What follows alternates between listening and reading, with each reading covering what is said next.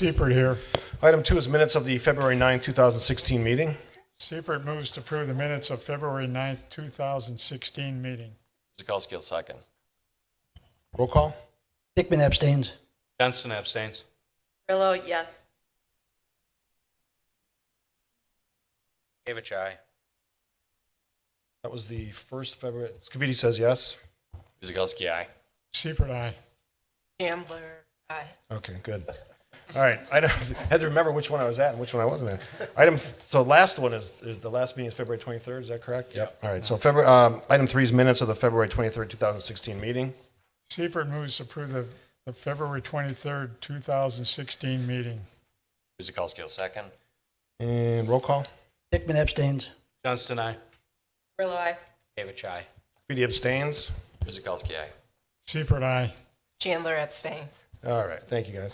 Item 4 is significant common council actions. Council approved the rezoning of the property at 7518 South Howell Avenue from RD1 two-family residential to B4 highway business. Mr. Mayor. Thank you, Carrie. Moving on to old business under 5A, it's a zoning text amendment. It's a continuation of discussion of proposed amendments to section 17.0808 outdoor lighting of the zoning ordinance to add requirements for architectural element lighting under approval procedures. All right, I'll take this one. At the last meeting, there was, in your report packets was the outline of the proposed text amendment. At that time, most of the plan committee, good portion of the plan commissioners were not in attendance. And so the recommendation to modify the exterior lighting ordinance was move forward with 3 of the 4 amendments going forward. And the one that wasn't going forward was dealing with what staff is calling as exterior building lighting, specifically those LED lights you see in windows and awnings and building edges throughout the city. And so that part was held. And so at the meeting, the chair said that we'll revisit this discussion at the next Plan Commission meeting. At this time, I have a request out to the city attorney to see what can be done to prohibit this type of lighting. At this time prior to the meeting, she did not have a opinion yet put together stating whether or not we can outright ban that, a specific type of accent lighting. So what I wanted to talk about briefly today, I brought Jim, the electrical inspector, here to discuss some of the aspects of that lighting, but have the fuller Plan Commission have this discussion about how we want to proceed. We want to regulate them, and if so, as proposed by staff, or do we want to wait until a future date when the city attorney provides a legal opinion as to whether or not we can outright prohibit that type of lighting? And if so, what kind of steps we would take to deal with the existing lighting that's out there. One thing that Jim shared with me is that in the NEC code, there is a section that references temporary lighting, that you have 90 days to have up holiday lighting to deal with Christmas lights or LED lights. And we were briefly discussing over the past couple of weeks whether or not we include an ordinance like that, but make it even more restrictive and say per calendar year. So maybe we would see some of those LED lights, but they could only be up for 3 months a year. Maybe that would be enough of a discouragement to even invest in that type of lighting if you can only have it for 3 months. So that briefly summarizes what we discussed yesterday. Jim, I don't know if you have anything to add to the conversation at this point, or if you just want to react to any of the Plan Commissioners' questions. Okay. All right, if any of you, and obviously you've driven around town, you've seen this stuff. This stuff is starting to breed by itself. Whether it's the lights on the roof, whether it's the lights in the window. Give me some examples. Well, right now, let's go, the ones on the roof, let's go to Oak Creek Plumbing, the Sikhs. Holders. Do the Sikh temples still have them on? Yes, they've shut them off for a while. They're playing this game. We talk about the 90 days, where I told them one time, I says, you have this 90-day window and the code, I says is that it says Christmas light, holiday lighting or similar. So I says, I could probably get you on similar. So what they did is they waited to day 89, shut them off, 91, 92, turned them back on. Now we have another. All right, who else? Right now we got, what? New Spice too, like it says, Oak Creek Plumbing, Colders, Weiss Auto, Nail Salon on 20. I even have a house in subdivision to the west on me, on Burrell and Estates. He thinks this is a great idea, so he stuck them on his house. So are you saying truly exterior lighting, or they have lights inside that you can see from the exterior? No, these are on the roof. Okay. This isn't, you got two components to this thing. You've got the lighting on the roof, and then you have what we call as the window lighting. Now, I talked to a couple different city inspectors. I talked with Terry Meyer from West Dallas, and they're in the process. They're probably about where we are in this whole deal. Okay, a lot of cities are. Some cities are, from what I could gather, are just considering just an outright ban. Some are going to say, okay, what we're going to do is you can do this, but now you have to come for a permit or planning commission. Here's what we want to do. And you say, yes, you can do this up with qualifications. Okay. So if you've looked around, like I says, the ones in the window, and something that really struck me the last week is that if you look at all the LEDs, they seem to be the same type of device. In other words, you don't see one that has lights here, staggered there. They all seem to be the same, which sort of leads me to believe that there's got to be a lighting company going around town selling these things and say, hey, you know what, your neighbor has this over here, so why don't you have it? Because it attracted more business to them. Just to play devil's advocate, if you had them in your window on the outside, couldn't you, if we did, They're in the inside. they're on the inside Right. of the business, Yes. but visible from the outside. Visible. So it doesn't matter if they stuck the same thing on the outside or if it's on the inside, as long as you can see it from the outside. You can see it. So what's happening, and I have the feeling that there is a company or maybe a number of companies, going around town just saying, hey, you know what, your neighbor did this, your neighbor did that, and if you want to get on the bandwagon, fine. Now, I don't know. I mean, I personally, I have mixed feelings one way or the other, but I mean, the thing is that this thing's going to start to get out of hand pretty fast. Commissioner Bekavich.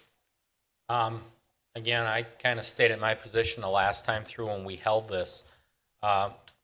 Just for reference, I'm an electrician by trade. I love to put lights in everything. I would ban these things. You better draw a hard line on what's acceptable or not, what's not. We struggle with every sign that comes through here. You're going to struggle with every situation on this. I personally would draw a line in the sand and say, no, we don't want the city to look in that fashion. Another business over by Roth, the driving school has them. Pineapple Cafe has them. Within a half mile, there's two businesses. It ain't going to be long, as the electrical inspector said, as this stuff starts to grow by itself. And again, whether it's a lighting company, these things are cheaply made products that can be manufactured anywhere. You can buy these things at Harbor Freight, wherever you want to buy them.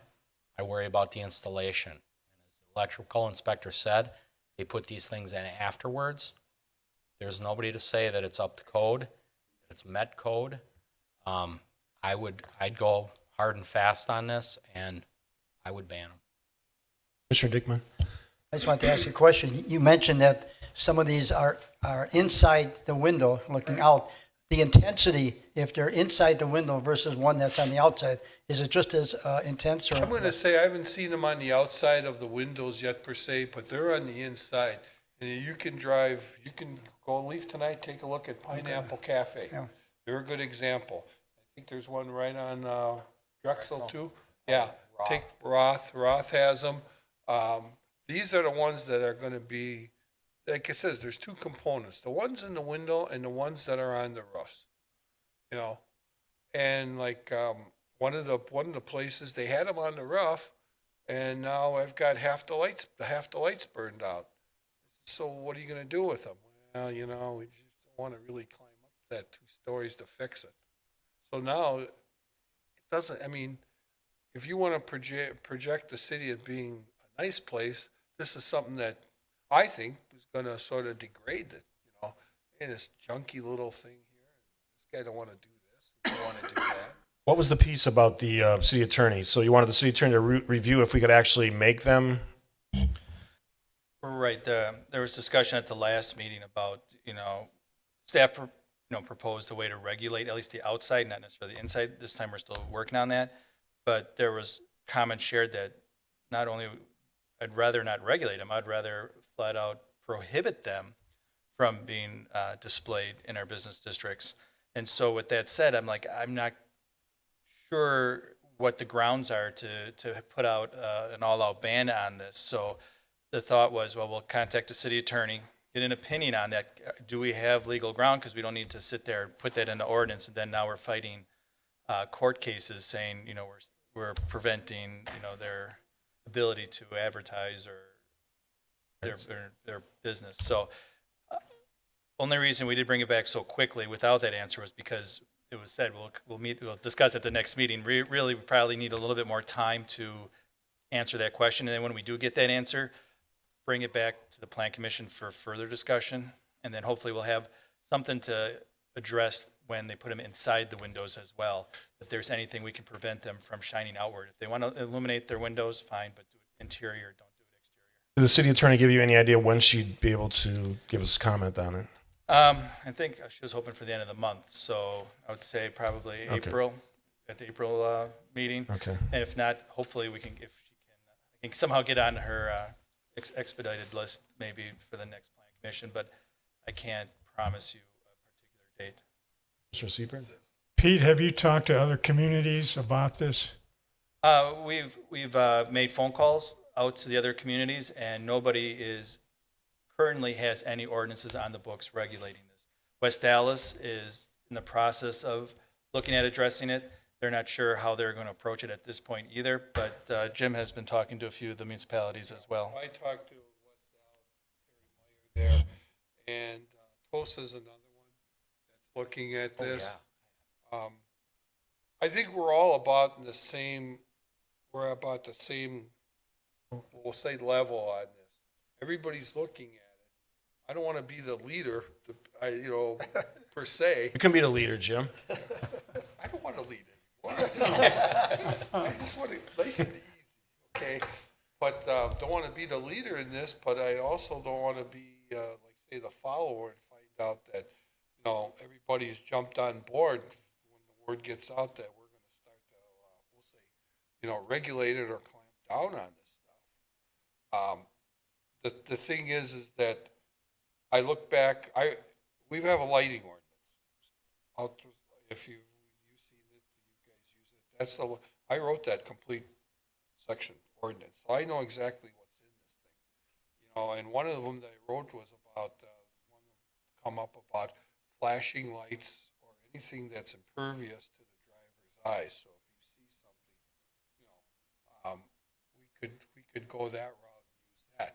So far, so good. I mean, that would be one option. If all of a sudden we start to see these things going around and around and around in a circle, and the driver drives, and the next thing you look, he's in the back end of the guy in front of him, So that would be one option, but so far so good. They've just been all solid colors. Nothing, that I could pull out of there. Commissioner Bekavich? I just want to add one more thing for the commissioners that were here when the Sonic came forward. And they had the canopy lights. And they were going to be covered. They were going to be muted. They were neon. And they were red and green. We struggled forever letting that in, and that was a corporately done logo.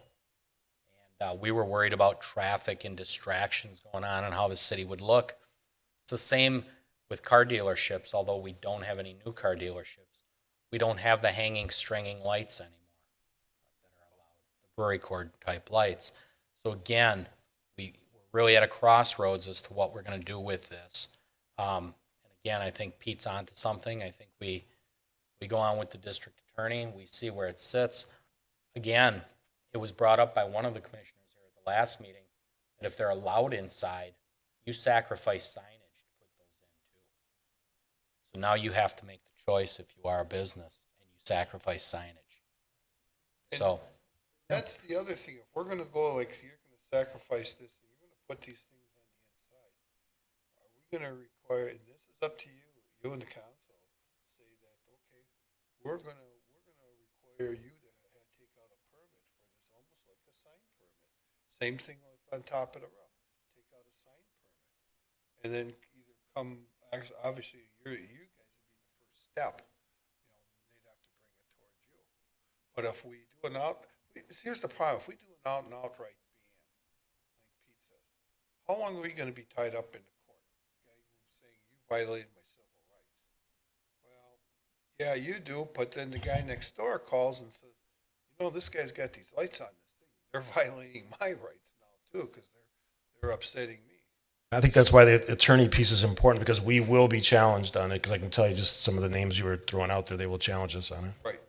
And the thing is and this is up to the council and the planning commission, do you backtrack and say, all right, we passed this, we banned it, do we keep them or not? Or do we say, all right, we take, it's up to you, you got 90 days, 120 days to remove them? Go that route too. Commissioner Carrillo? Like we discussed last week, I would like the city of Oak Creek to lead this and to ban them in their city and do whatever it takes legally to do that, as well as maybe give everyone that has them now a 90-day reprieve, to be able to remove them. I do live near Oak Creek Plumbing, and it does look very poor. And that's not the really ones we were kind of talking about. We're talking about those LED that are so bright and kind of light up the sidewalk in front of them. But they have it on the top, and more than half of them are gone. Those are the rope-like And types, it looks really poor, yeah. right? It looks like, well, we don't want to go. To replace it, you have to take the whole system down. Right, I think and probably they more just- are out than Yeah, are lit. there's more, yeah. So if they wait long enough, they'll be all out, and they don't have to worry, Right. It seems like the consensus is to get the city attorney's opinion, then move forward when we have that. And anyone have any other thoughts on it? Right, I just wouldn't wait very long because they're multiplying. I'll talk And to the there's city more attorney, than see there if we can get was that expedited. 2 weeks ago, there's more now than when we talked about 2 weeks ago. Well, yeah, and I agree with you. Like I said, coming home, driving through the subdivision to the west of me, this fella had them up as Christmas tree lights. All right, I can see that. Okay, they are the rope type of lights that are LEDs. Well, now they're on permanently, all the way around his house. Did he forget to turn the switch off? No, I don't think so. I think he says, yeah, this looks nice, I'm just gonna keep them on. So now we're gonna go into the residential areas. The next guy down the line sees this. Next one down the line sees this. Now, this thing is like. Every it's day's like Christmas. Yeah, every day is gonna be Christmas. Honestly. All right. I do have a question. Go ahead, Commissioner So, Chandler. Is the goal to look into just banning, or are we trying to have a secondary plan of giving stipulations on when to use them, where to use them, and how long? Sure. At the last Plan Commission, staff proposed a text amendment that regulated them on the outside of the building. Really, we haven't been able to address the inside. Talking about certain brightness, they can only be like 300 lumens. We were proposing only clearer white lights, I believe. Dawn, you were thinking that was probably one of the worst colors, but that would be a discussion for the commission to go forward on, what would be the accepted color, or would any color be acceptable? So we do have some language put together that was modeled after an ordinance in Colorado in 2012. So if you still have your packet from last meeting, you can take a look in that report and you can see that section that proposes that. So hopefully the way I see it playing forward is we get the opinion from the city attorney. If it's for the whole, we're legally able to prohibit these types of accent lighting, we'll draft language that would do that. If she comes back with, no, you can't ban them, but you can definitely regulate them, we'll come forward again with our very first draft, and then Jim and I will work together as well with any other municipalities that are working on it and come up with maybe a plan B of, here's one way to regulate, here's a second way to regulate, because we can't ban it. So that would be at a future meeting, and hopefully we can do it sooner than later. Thank you. Okay, so, Commissioner Dickman. Real quick, again, we've had such upgrades in the lighting. Now we're at LEDs, so my question is, what's next? You know, we're going to take care of this. There's going to be something after this that may be even brighter. Is there any way we can write it general enough so it's not just LEDs? That's my question.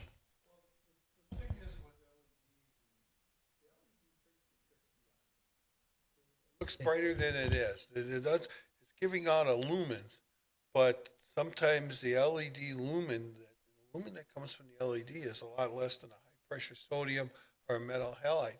But all the eye sees, boy, is that bright. Okay, so, I mean, if we're going to to regulate this, I don't know where say, yeah, LEDs, regulate this to say so many lumens or so many foot candles. I don't know if it would even be worth it. We just may have to go right across the board. Okay. All right, so pending no other questions, we'll move forward on a future meeting after we hear from the city attorney. Yeah. Okay? Yeah, put it on hold. Okay. All right, under new business, I'm going to actually shuffle the deck. I'm going to move 6B to the top. It's a request submitted by Jack and Joan Cole to rezone the property located at 1610 East Putes Road from, thank you, Jim, from RS3 Single Family Residential to A1 Limited Agricultural, tax key number 826-927-000. Pete. You give me a quick second to switch. I had the Coles project up, so let me make a quick switch to that report.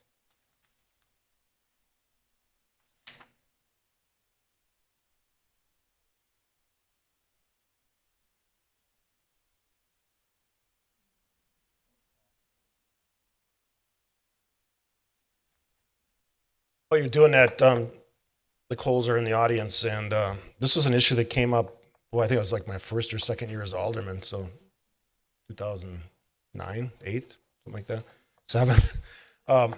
They've been very patient. At the time, we told them there was things that had to happen before this could happen, and they've been patient. They've followed the directions to follow the process. Things have been taken care of that allow for this to go forward. I think staff has realized that, and are recommending, if I can speak for you guys, that the property be rezoned. I think it's a great example of when residents and staff can work together to accomplish something. And I think I love the letter on the back. Is that directly, who wrote that letter?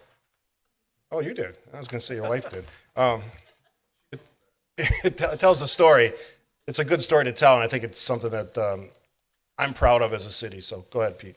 All right, thank you, Mayor. The applicant is requesting that the portion of the property at 1610 East Putes that are not located within the floodway zoning district be rezoned from RS3 Single Family Residential to A1 Limited Agricultural.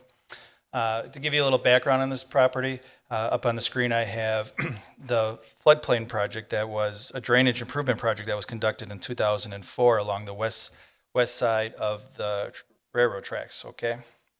And as a modification, when they remodeled the floodplain as a result of these improvements, they're left essentially a zoning hole on the parcel, and I have it circled in green up on the screen.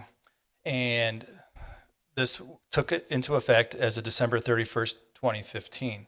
And so staff was going to proceed with filling that zoning gap with the RS3 single family, which would have matched the original or the rest of the part that's not in the floodway. When we notified the applicant that was what the city was going to proceed with, they made a request saying that they would like to, at this time, to actually make a request for the A1 limited agricultural zoning. When staff did review this, they do meet the minimum standards for the A1 district. The minimum size is 5 acres. They are 5.0725 acres, so they do make that. They make the width of the property. So by code, they do meet the minimum standards for the A1 agricultural district. Included in your packet was a letter from the applicant stating why they were requesting the rezone. Staff looked at the comp plan. It seems to be not in conflict with the comp plan. Therefore, staff recommends that the Plan Commission recommend to the Common Council that the property at 1610 East Putes Road be rezoned from RS3 Single Family Residential to A1 Limited Agricultural after a public hearing. Comments or questions? Anybody? Sounds good. Okay. No questions, we'll just need a motion. Okay, which will make a motion that the Plan Commission recommend to the Common Council that the property at 1610 East Putes Road be rezoned from RS3 Single Family Residential to A1 Limited Agricultural after a public hearing. Dickman Seifert seconds. seconds. I think I got Seabright on the second, so roll call. Dickman, aye. Johnston, aye. Grillo, aye. Kavich, aye. Speedy, aye. Guzekowski, aye. Seifert, aye. Chandler, aye. Good luck. Oh, you're welcome. All right, moving back up to 6A, it's to review a request for a temporary use permit submitted by April Barger, Continental 77 Fund for a seasonal flower mart garden center on the property at 9035 South Howell Avenue, tax key number 859-9035. I will take this one as well. This is the Stein Garden Gifts Just Plants temporary garden center located at the Coles parking lot at 9035 South Howell Avenue. If you recall, this is maybe their 6th year that they have been operating this temporary garden plant site.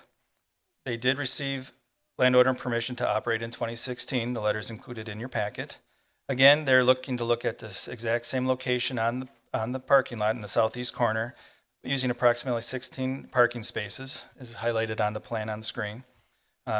It'll consist of one tent, multiple metal racks, garden products, small shed, and other supplies. There'll be a customer shed where they do the transactions. There is planned to have a picket fence providing a barrier between the customers and the traffic in the parking lot. They're looking to operate for up until July 8th of 2016 of this year. If granted, the garden will be installed in April and operate the last week in April through the first week in July. Keep in mind that before any garden center can open, they will need to receive a tent permit. With that said, staff recommends that the Plan Commission approves the temporary use permit for the temporary garden center at 9035 South Howell Avenue, subject to conditions 1 and 2. So yesterday, Carrie and I received an email from an adjacent property owner. The name is Larry Bragman. The letter is from the law offices of Larry Bragman, so I'm assuming he's an attorney. So the letter was dated Monday, March 7th at 3:38 p.m. He says, "Dear Oak Creek Planning Commission," he asked it to be read into the record. So, "Oak Creek Planning Commission, my family owns the adjacent parcels next to the applicant's property. We welcome April Barger's application for a seasonal flower and garden center and wish her every success.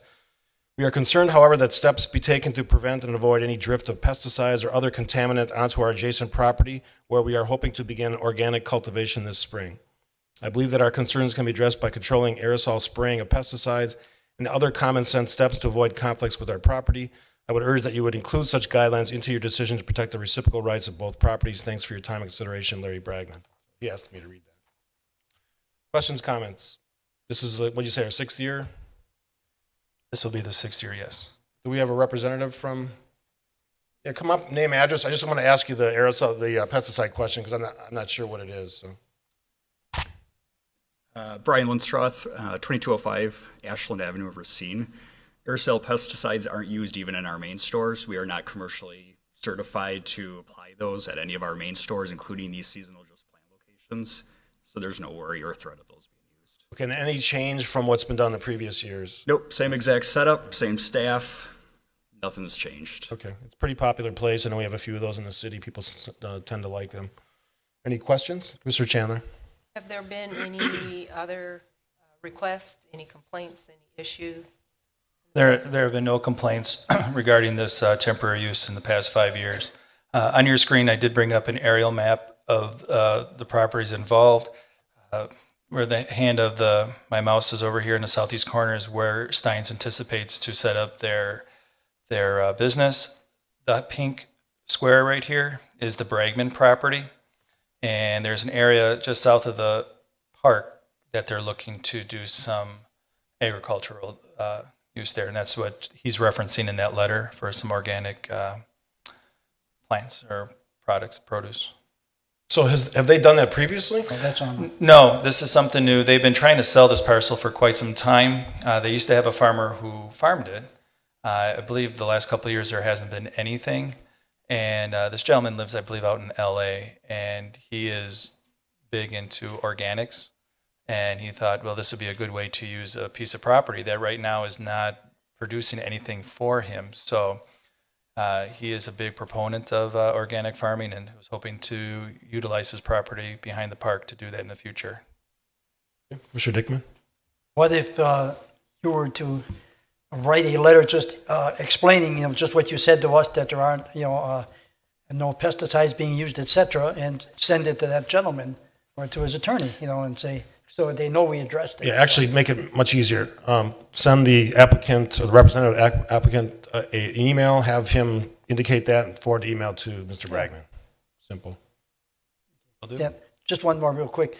Do we have to add the item about that tent permit, or have we had that before? Is it necessary? That's just something when they want to do occupancy, we have. Okay, it they just have a comes temporary- automatic. Okay, we don't have to. Commissioner Bekavich. Just one comment. 6 years, I guess Oak Creek's a pretty good market for you. You keep returning. We do keep returning. How would you like to come permanently? We're always looking for growth opportunities. So. Plenty of room to grow here. We could talk about that.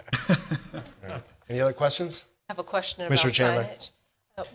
Where exactly are all these signs going? Because there's quite a few. It seems more than last It's year. actually the same amount of signage we've used in the past. Okay. There is one sign that is on the back of the shed. And there are the signs. There you go. So there are the 4 banner signs that you'll see in the center of the picture. There are the main sign that you see on the picket fence. So there is, I want to say 4 of those as well. And there's the sign on the back of the shed. It actually is the same signage that we've used in the past. However, this year we've updated the logo along with the new branding for the entire company. So what's the sign in the lower right-hand corner? That's a 8.5 by 11 sign that just states the price. Oh, okay. And where is that going? That goes around the plant material. Plants. Okay. Thank you. It's just a temporary sign, so if a plant is on sale for the week, that sign would go up. Anything else? Motion. Seifert moves that the Planning Commission approves the temporary use permit for the temporary garden center at 9035 South Howell Avenue, subject to the following conditions. 1, that all building and fire codes are met. 2, that the temporary use shall expire on July 8th, 2016. Hickman seconds. Roll call. Dickman, aye. Johnston, aye. Hello, I. David Chai. EDI. Guzekowski, aye. Seifert, aye. Chandler, I. Good luck. Thanks. All right, moving.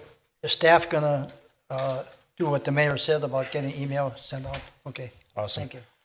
All right, 6C is a review of a certified survey map submitted by the Oak Creek Water and Sewer Utility combining the properties at 9175, 9235, 9325 South Fifth Avenue, and 3953 and 3975 East American Avenue. Tax key numbers as listed. This request is for the utility to combine all the properties as stated.